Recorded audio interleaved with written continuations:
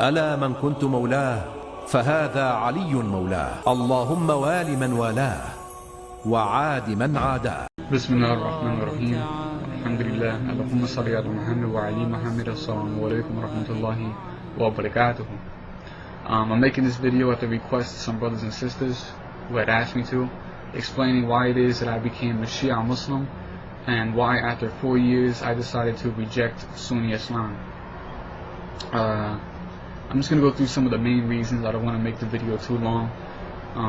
The main reason, in fact the two main reasons, are based on a single hadith, and this hadith is located within Sahih Muslim. It's in book 31, it's hadith number 5920. The Prophet Muhammad sallallahu alaihi wasallam, he says, I am leaving among you two weighty things, the one being the book of Allah, in which there is right guidance and light, so hold fast to the book of Allah and adhere to it. He exhorted to hold fast to the book of Allah and then said, the second are the members of my household, Ahlul Bayt. I remind you of your duties to them, the members of my family, to your duties to the members of my family.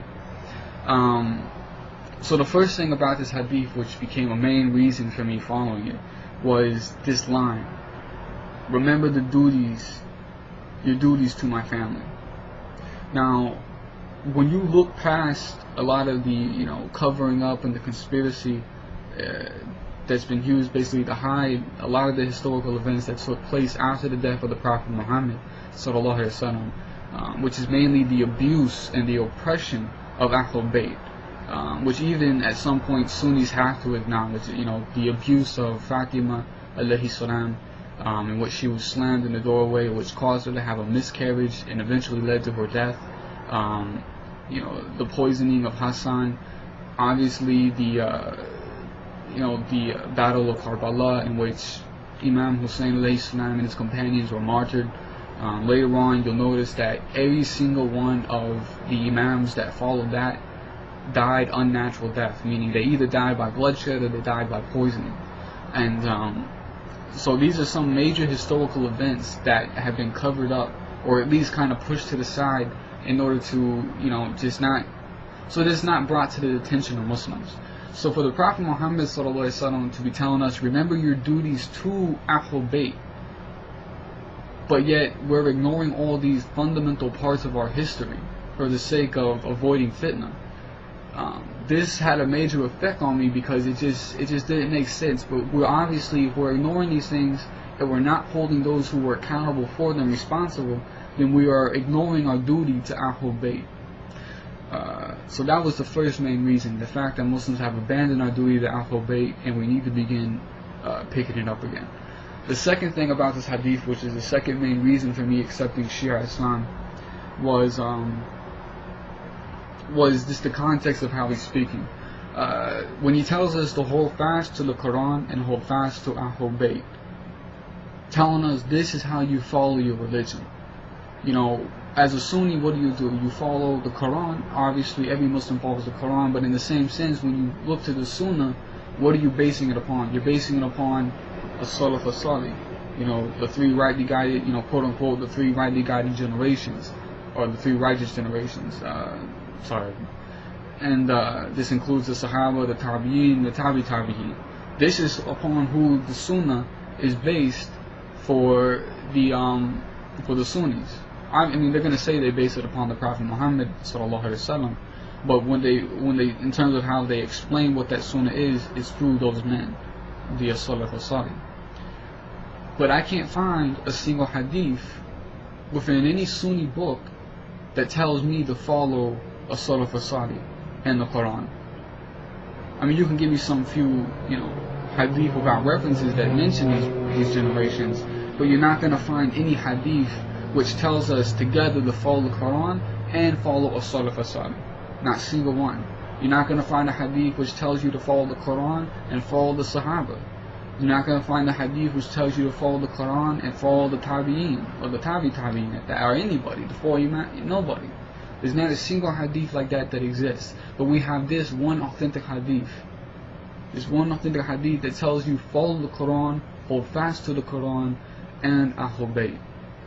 And this is this was basically just a bombshell for me, because it made me realize that, we're not following the Sunnah.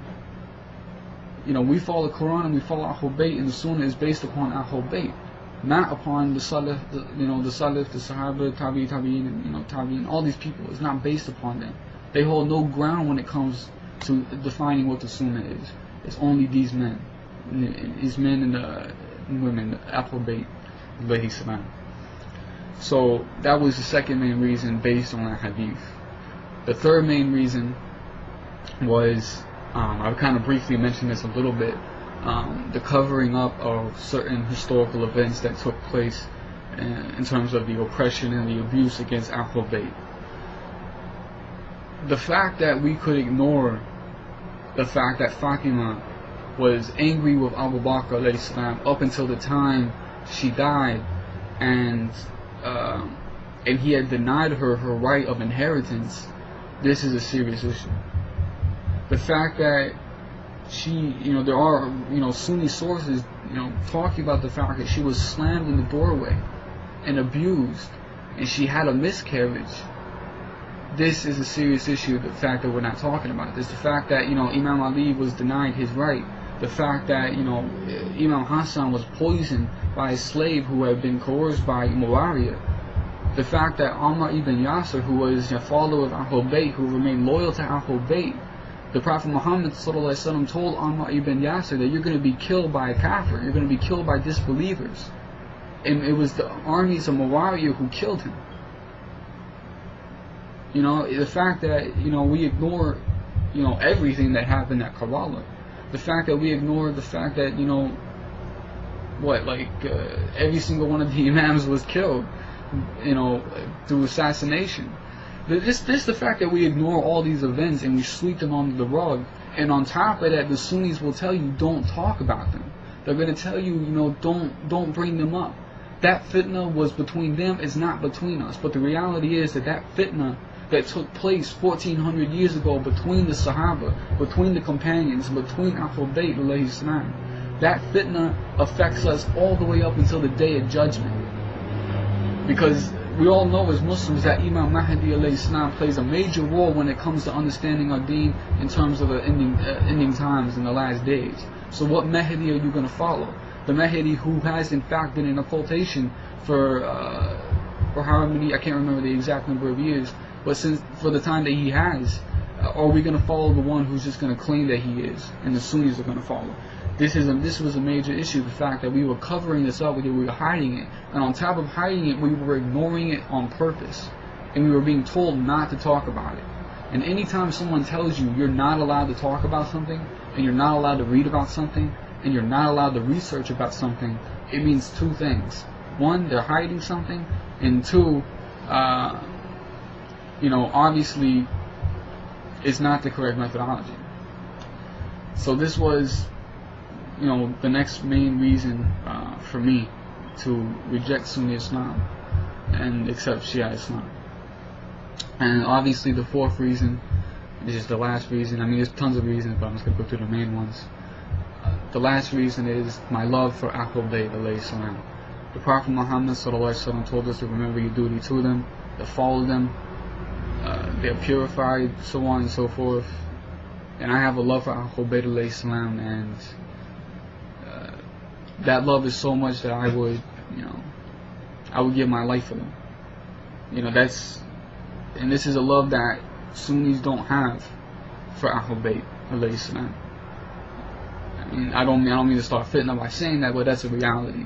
And when I left Sunni Islam and some of my Sunni friends had approached me and talked to me, I remember one of them told me, he said, said something another, and then he said, Ahlul Bayt belongs to us. Talking about, Ahlul Bayt belongs to the Sunnis. And I didn't say anything to him, just to avoid the fitna. I didn't want to get in an argument. But what I said to myself, and what I said, later on when I told people about it, I said, Ahlul Bayt, they belong to no one but Allah. And we belong to Ahlul Bayt. Our service is the Ahlul Bayt. So how are you going to say Ahlul Bayt belongs to you? So the fourth reason, like I said, is my love for Ahlul Bayt, remembering my duty to them, my obligation to them, my servitude to them. And to be a slave of Allah subhanahu wa ta'ala is to be a servant to the messenger and not obey. As simple as that. And so that's the reason I became a Shia Muslim. There's going to be more to come after this. I'm going to be doing videos, obviously. I'm going to be maybe doing a few projects on a few things. When you learn something, you have to teach it.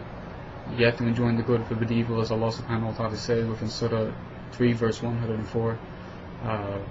This is our obligation, and inshallah, thanks for listening and thanks for watching. Assalamu alaikum wa rahmatullahi wa barakatuhu.